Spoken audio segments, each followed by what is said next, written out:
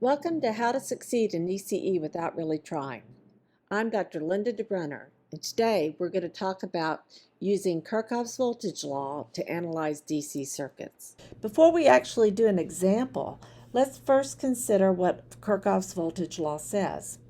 It simply says that the sum of all voltages in a loop equals zero. And by sum of all voltages, we mean, of course, taking into account the sign of the voltage as well as the magnitude of the voltage. And in terms of a loop, we just mean if we start at one point and traverse in any direction and end up at the same place, it is equal to zero.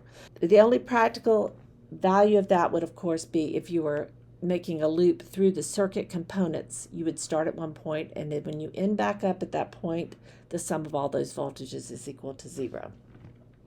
So let's first consider an example with a voltage source. This is really just an example to show you what's going on and how this works.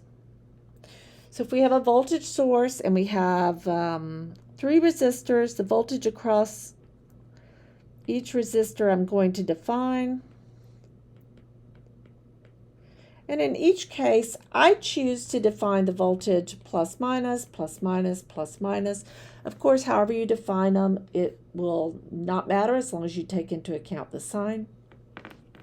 And what Kirchhoff's voltage law, also sometimes called KVL, says is that as we traverse the loop, we will sum the voltages and they will equal zero.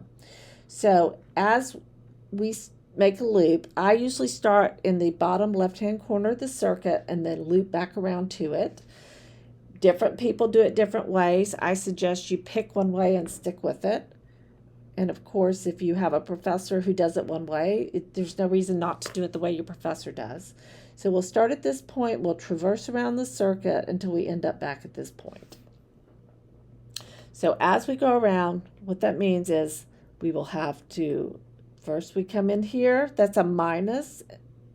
We encounter the minus first, so that will be minus Vs, okay? Again, just remembering that as we encounter a sign, that gives us the sign of the voltage. So minus plus will mean that if we look at plus minus, it's the opposite. So minus Vs plus VR1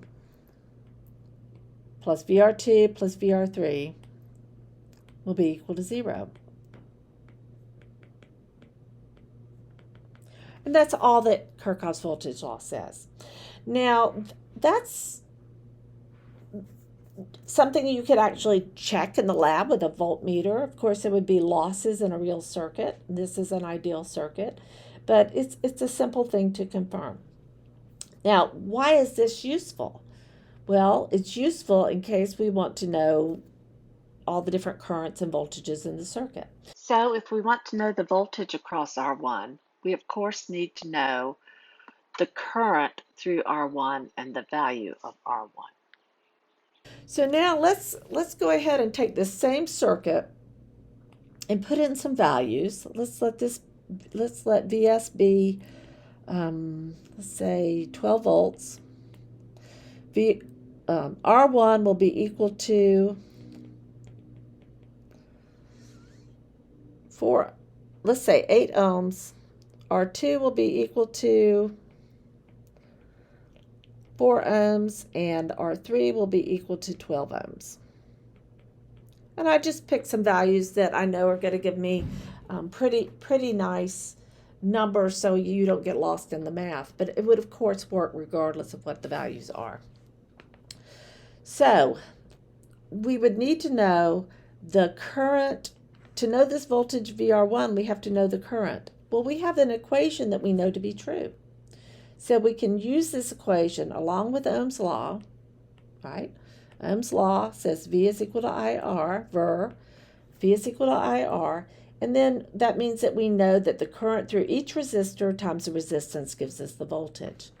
So in this circuit, the current through this resistor and this resistor and this resistor, and in fact, that voltage source, all those currents are the same because there's only one path for the current to flow. So let's define the loop I've drawn we could take that loop and we can define that as the current. And I usually just write it in the middle, give it a name. In this case, I named it I.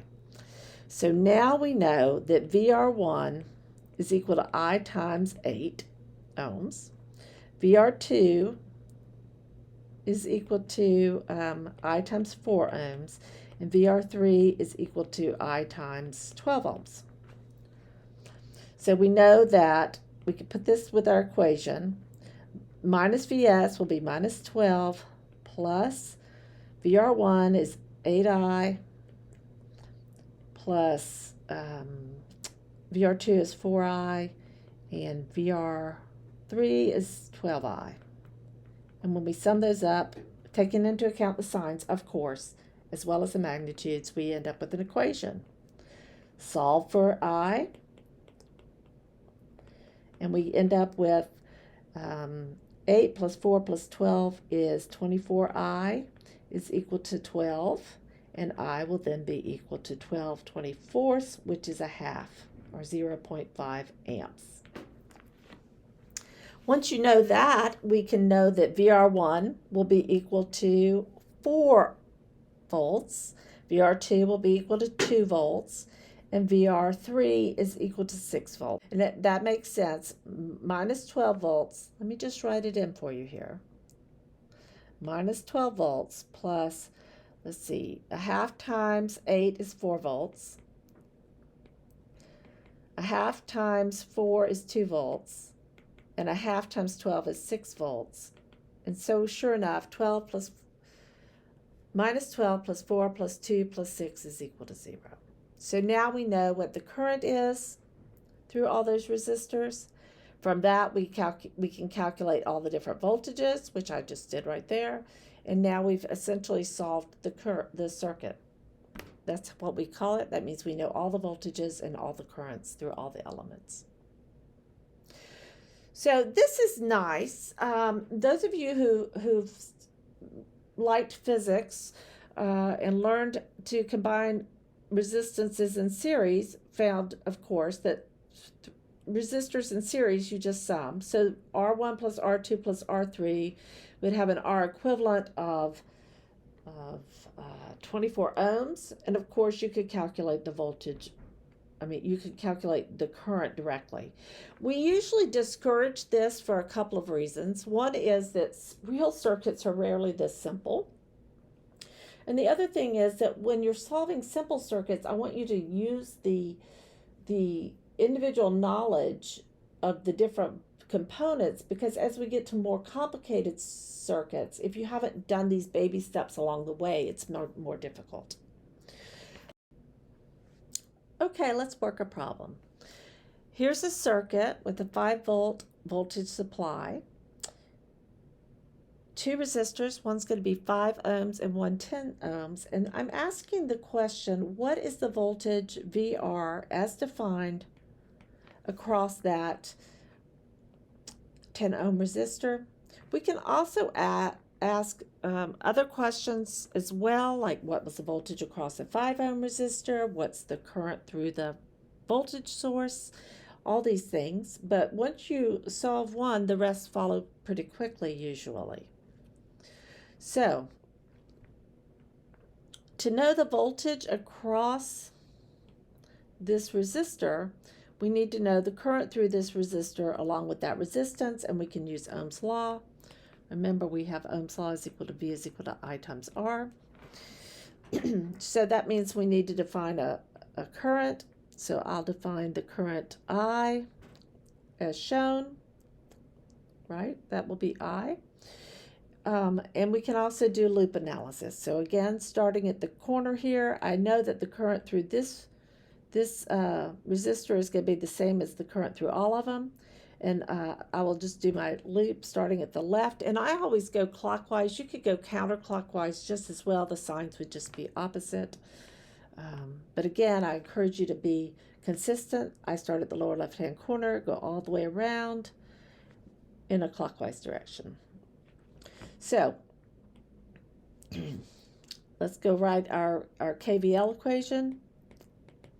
We encounter the minus side, so we'll say minus 5 volts plus, I got to give the current a name, let's call it I, plus I times 5 plus I times 10 is equal to 0.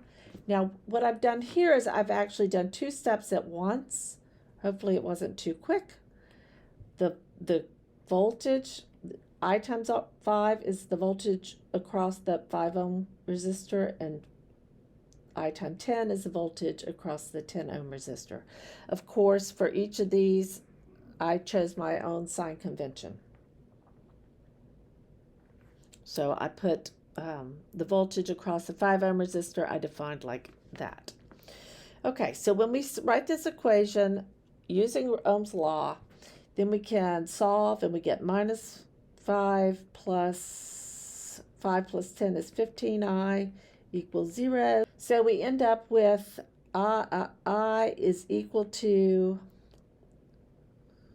5 over 15, which is equal to 1/3 amps, which we can, of course, write as 0.3333 amps.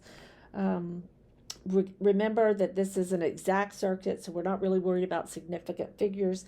I encourage you I usually keep the fractions around as long as I can, but keep as many digits as possible in your calculator if you want to use a calculator for these things. Now, remembering what we were asking, we wanted to know what the voltage was across the 10 ohm resistor, which we've defined as VR. We could have just written in VR in place of this, right? This value here is VR.